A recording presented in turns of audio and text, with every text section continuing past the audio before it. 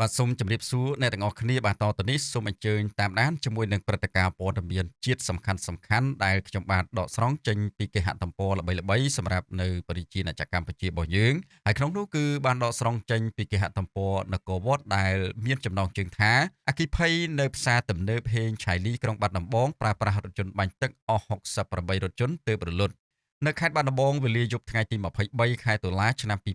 2025និងវេលាម៉ោង23:45នាទីមានគ្រោះអគ្គិភ័យមួយបានកើតឡើងនៅផ្សារទំនើបហេងឆៃលីស្ថិតនៅក្នុងក្រុមទី12ភូមិព្រែកមហាទេពសង្កាត់ស្វាយប៉ោក្រុងបាត់ដំបងខេត្តបាត់ដំបងនិងផ្ដើមឆេះរាលដាលទៅលំនៅឋានមួយចំនួននៅក្បែរនោះ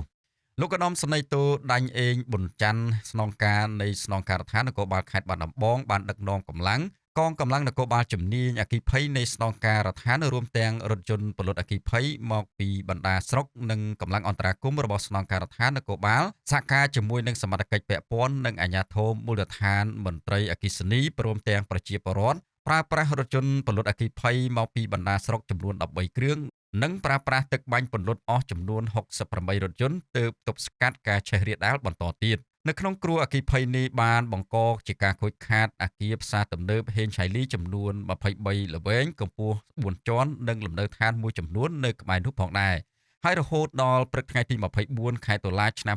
2025នេះសមត្ថកិច្ចនៅតែបន្តការងារនេះនៅទីតាំងនោះនៅឡើយចំពោះមូលហេតុដែលបង្កឲ្យមានគ្រោះអគ្គិភ័យនេះនិងទំហំនៃការខូចខាតទ្រព្យសម្បត្តិពិតប្រាកដស្ថិតនៅក្នុងការស្រាវជ្រាវនៅឡើយ